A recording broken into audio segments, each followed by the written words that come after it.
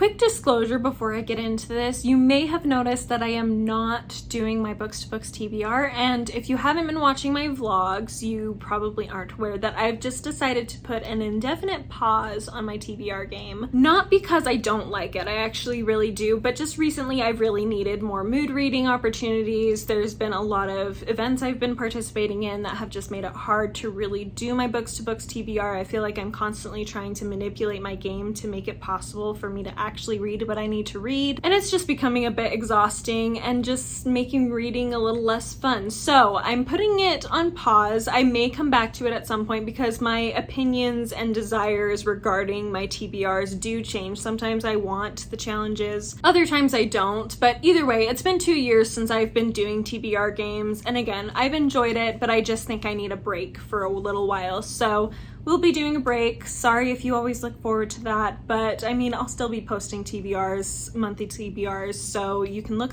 forward to those.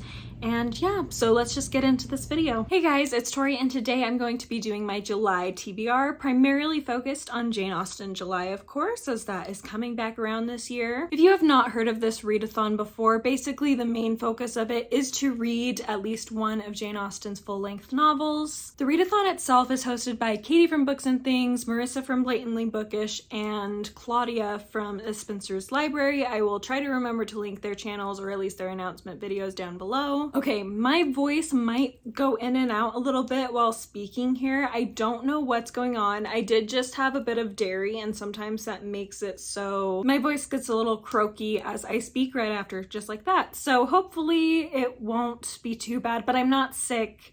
It's just my body betraying me. Anyway, I'm very excited to participate in Jane Austen July this year. My first time really participating was last year. I think the year before I tried to do something. I don't even remember what it was, but last year for sure I participated and I really enjoyed it. So this year I'm actually going to be reading the same full-length novel of Jane Austen's as last year, and that is Persuasion. The reason I'm doing this again is, first of all, I'll be listening to it on audiobook this time. So last year I physically read it. This year I'll listen to it on audiobook, and I think that will add a new dimension to the experience. Additionally, I am hosting an In Real Life Year of Jane Austen book club where we've been reading one of her 6 full-length novels across the span of 2 months for the past year. We've been doing them in order of when they were written, and since this was the last one that was written, it is our last book. I can't believe it's already been a year since I started this book club. But yes, I will be working on Persuasion. I didn't love this as much as other people tend to when I read it last year, but I didn't despise it or anything. I mean, it's Jane Austen. I still enjoyed it.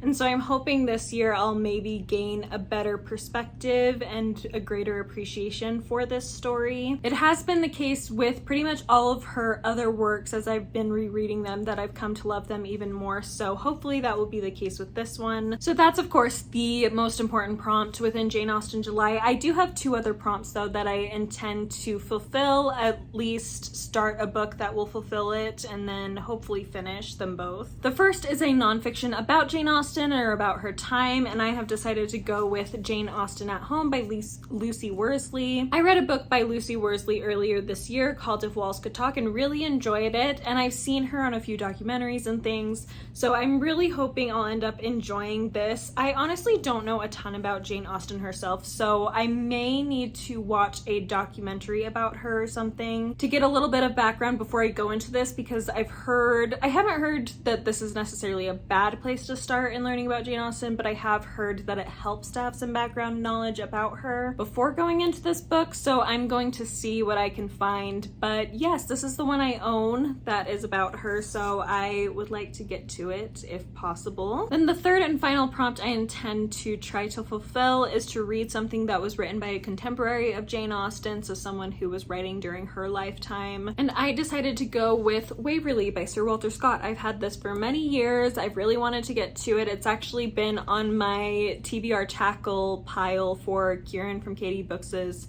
TBR Tackle Challenge that he's been doing throughout the year, where we start with 12 books and every month we're reading a book for this TBR Tackle Challenge. And I have not gotten to this one, so if the TBR Tackle Challenge for July, which hasn't been released yet, ends up causing me to pick this one, then that's great. If not, I will need to replace this on the pile, but I do want to at least start it in the month of July. I don't know if I'll be able to finish it, and I'm not going to force myself to finish it because it's a bit longer and the writing is a bit on the dense side. It also has really small print, so it's going to take me a while, I'm sure, but I do really want to at least start it in the month of July, and I'm honestly really excited. I hope I end up enjoying Sir Walter Scott. I do have Ivanhoe by him as well, and I hope I enjoy him because he's one that I think has a lot of potential and honestly could introduce me into sort of a whole new world of literature from pre-Victorian times that I've only really explored Jane Austen with as far as novels within pre-Victorian times. So yes, very excited about that. So that's all my Jane Austen July plans. Not a lot, but those will be priority. I'm next going to name a few other things that I hope to finish / continue / start within the month of July. First of all, I have here Learwife by JR Thorpe. I'm going to be attending a Shakespeare festival at the end of July, and they are performing King Lear, and so I really want to read this before then, just for the fun of it. This is a story following King Lear's wife, who has entered into a convent, and that's really all I know about it. I've heard nothing bad about it, but I know Charlotte from Coiny Reads DNF'd it, but it was just not her style of book. So I'm hoping I'll enjoy this. It's not super long, so I think I'm going to prioritize it towards the beginning of the month, just so that I can get through it before, like I said, the Shakespeare Festival goes on. But yes, this will be a big priority on top of Jane Austen July. Then I have 3 works that I have started and will continue / possibly finish. Well, one of them I'll definitely finish. The other 2 I may not finish, but that's okay. They're not as much of priorities this month. The one I think I'll finish is Tess of the D'Urbervilles by Thomas Hardy. At this point when I'm filming, it is the 23rd, I believe, of June. So I still have a little over a week, and I just have about 140 pages left to read, I think, something like that. I've been reading a chapter a day, and calculating it out, it looks like I should finish early in July with this. So that will be really exciting. And then I also have my other 2 works. These 2 I don't necessarily expect to finish in July. If I do, great, but I'm not going to necessarily prioritize them as much. The first of those is the Canterbury Tales by Geoffrey Chaucer. So I am working on this for Ancients-a-thon for June,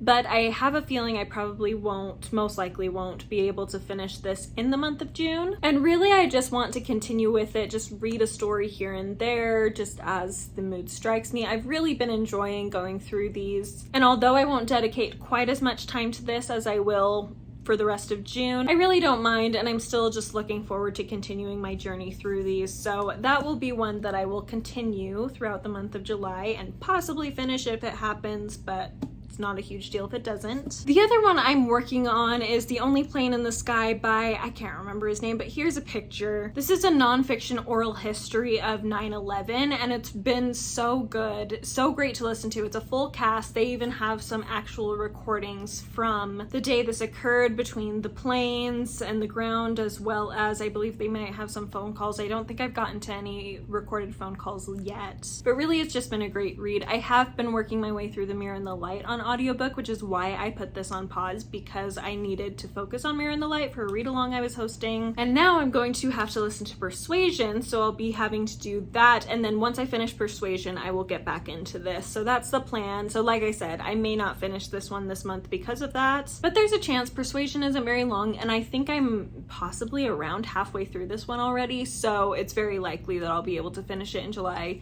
But again, I'm not putting any pressure on myself for that. And that is everything. I'm super looking forward to all of these books. I feel like I have a good variety of nonfiction, fiction, classics, non-classics, so that will be really fun to work through. Plus, of course, I will be watching some Jane Austen films. I'll probably watch the new Persuasion, even though I'm a little bit concerned about it, but I'm willing to watch it and see how it goes. Even if it's just a fun Regency romance, I'll be glad to watch it, although of course I always hope that it will match with with the book better, and I'm a little bit concerned particularly about the way they seem to be portraying Anne, but we'll just see, and I'll probably end up watching some other Jane Austen type things during the month, posting some videos, and it should be great. So let me know down below if you've read any of these, your thoughts on them. What are you reading for Jane Austen July if you're participating, as I would love to know. Thank you so much for watching, and I will talk to you next time. Bye!